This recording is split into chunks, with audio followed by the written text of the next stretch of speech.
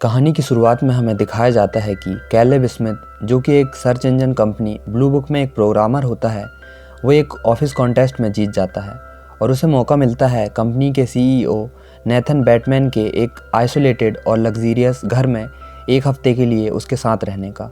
Company का private helicopter Caleb को CEO Nathan के होम लेकर जा रहा होता है, जो कि कहीं दूर पहाड़ों में जंगलों से घिरा होता है। हेलीकॉप्टर उसे जंगलों के बीच एक मैदान में छोड़ देता है। पायलट कैलेब को नदी के सहारे अकेले ही आगे बढ़ने को कहता है, क्योंकि बिल्डिंग के करीब किसी को जाने की इजाज़त नहीं होती। वहाँ पर नेटवर्क भी नहीं होता। कैलेब नदी के सहारे घर तक पहुँच जाता है। वो घर जंगल में ज़रूर होता है, पर पूरी तरह से एडवांस, ऑटोमेटिक और फुल्ली लग्जीरियस। कैलेब का गेट पर पहुँचते ही तुरंत घर में एंटर होने के लिए उसका एक्सिट कार्ड बन जाता है। उस घर में नेथन के साथ एक जापानीज सर्वेंट भी होती है, जिसका नाम क्योको होता है, जो कि बोल नहीं सकती और जिसे अच्छे से इंग्लिश भी समझ नहीं आती है। कैलेब घर के अंदर पहुंचता है। अंदर से वो घर काफ़ी कूल और कोजी सा फील देता है। उतने बड़े घर में नेथन अकेला ही होता है। उस वक्त वो वर्कआउट कर रहा होता है। कैलेब उससे जाकर मिलता है। नेथन उससे कहता है कि तुम पूरे एक हफ्ते मेरे साथ यहाँ रहने वाले हो, तो क्यों ना हम एक बॉस और एम्प्लॉय की तरह ना रहकर दो दोस्त की तरह समय बिताएं। वो कैलेब को घर में उसका रूम दिखाता है और कहता है कि ये घर सिर्फ एक घर नहीं है, ये एक रिसर्च फैसिलिटी है और तुम्हें जो एक्सेस कार्ड मिला है उससे कुछ चीज़ें अनलॉक होंगी और कुछ नहीं। जो चीज़ें अनलॉक नहीं होंगी, इसका मतलब है कि तुम्हें उन्हें खोलने की परमिशन नहीं है। वो उसे एक एग्रीमेंट साइन करने को भी देता है, जिसके तहत उसे जो भी वो यहाँ पर देखेगा वो सारी चीज़ें उसे गुप्त रखनी पड़ेंगी। कैलेब उस एग्रीमेंट को साइन कर देता है। इसके बाद नेथन उसे बताता है कि वो यहाँ पर काफ़ी वक्त से एक आर्टिफिशियल इंटेलिजेंस पर काम कर रहा है, यहाँ तक कि उसने एआई की मदद से एक ह्यूमनॉइड रोबोट बना भी लिया है, जिसका नाम एवा है, और वो एवा का ड्यूरिंग टेस्ट करना चाहता है, जिसमें वो कैलेब को उसका ह्यूमन कंपोनेंट बनने को कहता है। इस टेस्ट में एक ह्यूमन इंटरेक्ट करता है एक मशीन से, ये जाने बिना कि वो एक मशीन से बात कर रहा है या एक इंसान से। अगर वो दोनों में फ़र्क नहीं बता पाता तो टेस्ट सफल हो जाता है। इसी के साथ इस टेस्ट का पहला सेशन शुरू होता है। कैलेब एवा से मिलने उसके रूम में जाता है। नेथन सीसीटीवी कैमरे के ज़रिए सब कुछ ऑब्जर्व कर रहा होता है। रूम में जाते ही कैलेब को ग्लास सील्ड में एक क्रैक नज़र आता है, पर वो इस पर ज़्यादा ध्यान नहीं देता। तभी वो पहली बार एवा को देखता है, जो कि एक ह्यूमनॉइड बॉडी में होती है, पर उसके हाव भाव किसी इंसान जैसे ही होते हैं। और ये पहली बार था जब कैलेब ने किसी मशीन से बात की हो। तो नेथन को अपने इस एक्सपीरियंस के बारे में बताते हुए कहता है कि एवा कमाल की है, उसकी भाषा की समझ लाजवाब है और तुम्हें उस मशीन को एग्जामिनर से छुपा कर रखना चाहिए था। नेथन कहता है कि हम इससे एक कदम आगे पहुंच चुके हैं। अगर एवा को तुमसे छुपाया तो उसकी आवाज़ सुनकर तुम्हें वो एक इंसान ही लगेगी। असली टेस्ट तो तुम्हें ये दिखाना है कि वो एक रोबोट है और बताओ कि उसे कॉन्शियसनेस महसूस होती है या नहीं। उस रात जब कैलेब सोने की कोशिश कर रहा होता है, पर उसे नींद नहीं आ रही होती, तो वो अपने बगल में पड़े रिमोट की बटन्स दबाता है कि शायद टीवी वगैरह चालू हो जाए, पर इसकी वजह वहाँ एवा के रूम का सीसीटीवी फुटेज दिखने लगती है। वो देखता है कि वहाँ एवा एक डेस्क पर बैठकर कुछ बना रही होती है। तभी पावर कट होता है, जिससे सारी फैसिलिटीज़ लॉक हो जाती है, जिससे कैलेब अपने रूम का दरवाज़ा नहीं खोल पा रहा होता। पर कुछ ही देर में पावर रिस्टार्ट हो जाता है।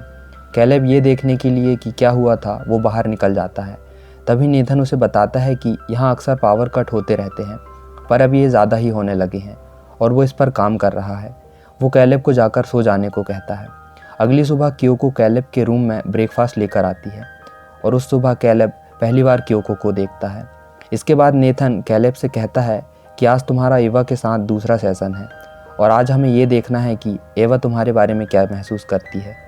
एवा कैलेब को वही ड्राइंग दिखाती है जो वो उस रात बना रही थी।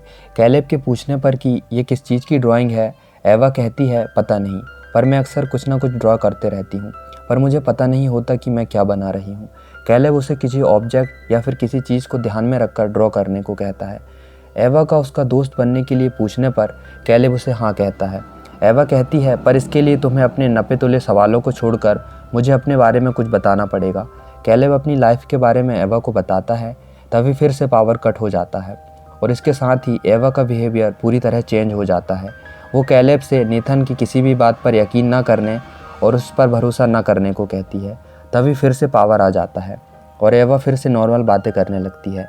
कैलेब समझ नहीं पाता कि आखिर ये सब चल क्या रहा है। उस रात डिनर के दौरान कैलेब नेथन से इन पावर कट्स के बारे में पूछते हुए कहता है कि तुम इन पावर कट्स को परमानेंटली ठीक करने के लिए किसी को बुला क्यों नहीं लेते। नेथन उससे कहता है कि इस जगह पर इतने राज छुपे हैं कि जिसने इस पावर सिस्टम को इंस्टॉल किया था मैंने उन्हें काम होने के बाद मरवा दिया था। उनका ड्यूरिंग टेस्ट सही चल रहा होता है, उनके 2 सेशन पूरे हो चुके होते हैं। नेथन उससे आज के सेशंस के बारे में पूछता है क्योंकि वो पावर कट वाला पार्ट नहीं देख पाया था। कैलेब उससे सब छुपाते हुए कहता है कि कुछ खास नहीं हुआ था। अगले दिन नेथन कैलेब को अपनी लैब दिखाता है जहाँ पर उसने एवा को बनाया था। नेथन बताता है कि उसने कैसे दुनिया भर के कई स्मार्ट डिवाइसेस के माइक्रोफोन्स और कैमरास को एक्सेस करके लोगों के एक्सप्रेशन का डाटा इकट्ठा किया ताकि वो एवा में इसका यूज़ कर सके। और असल में ब्लू बुक सर्च इंजन बनाने का मकसद ये नहीं था कि लोग क्या सर्च करते हैं, बल्कि ये था कि लोग सोचते कैसे हैं।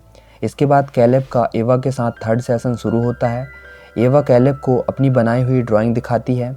कैलेब एवा से पूछता है कि क्या तुम कभी इस बिल्डिंग से बाहर गई हो, और अगर तुम्हें कभी मौका मिले तो तुम कहाँ जाना चाहोगी। एवा कहती है पता नहीं, शायद किसी भीड़ भाड़ वाली जगह, किसी शहर के चौराहे पर।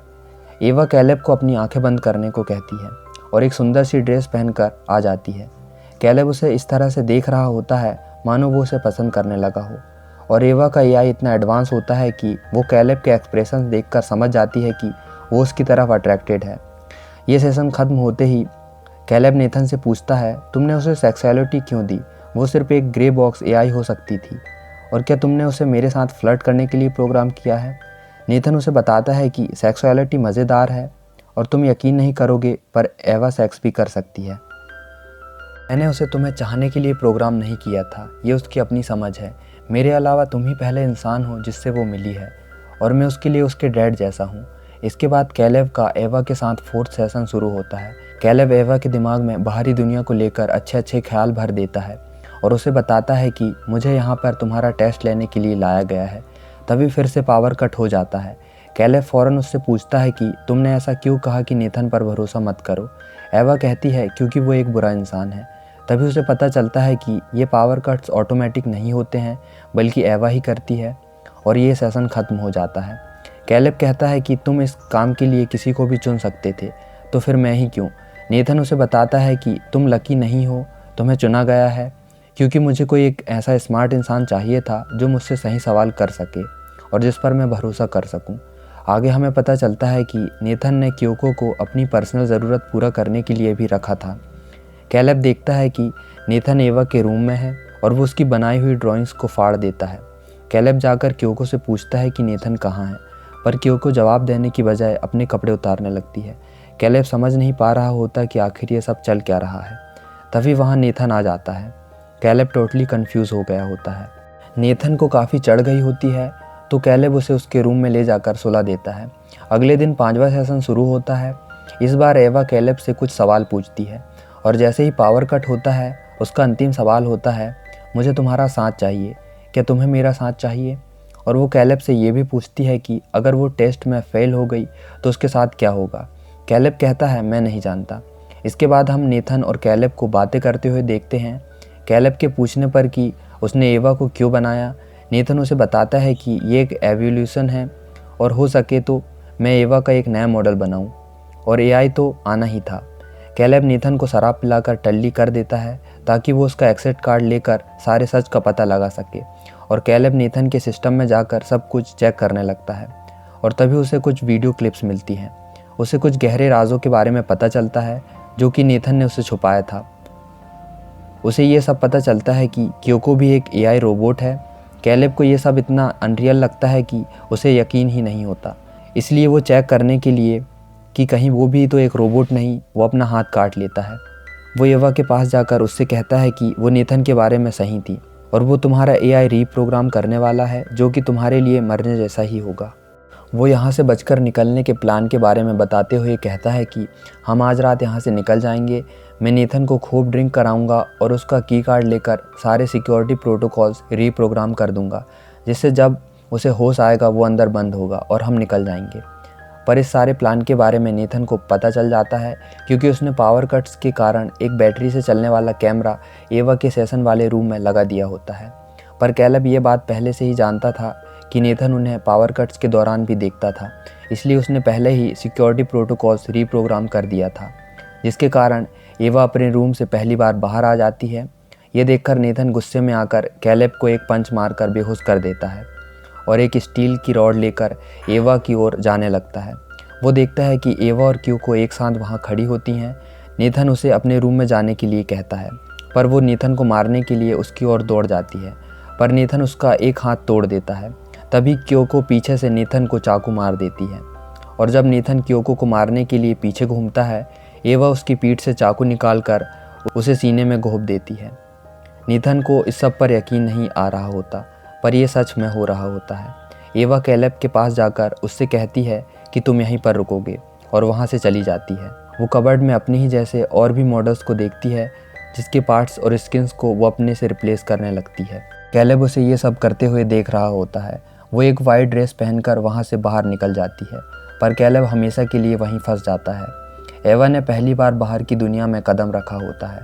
उसके लिए ये एक न्यू एक्सपीरियंस होता है और वो हेलीकॉप्टर में बैठकर उसी जगह पहुँच जाती है जहाँ वो हमेशा से जाना चाहती थी।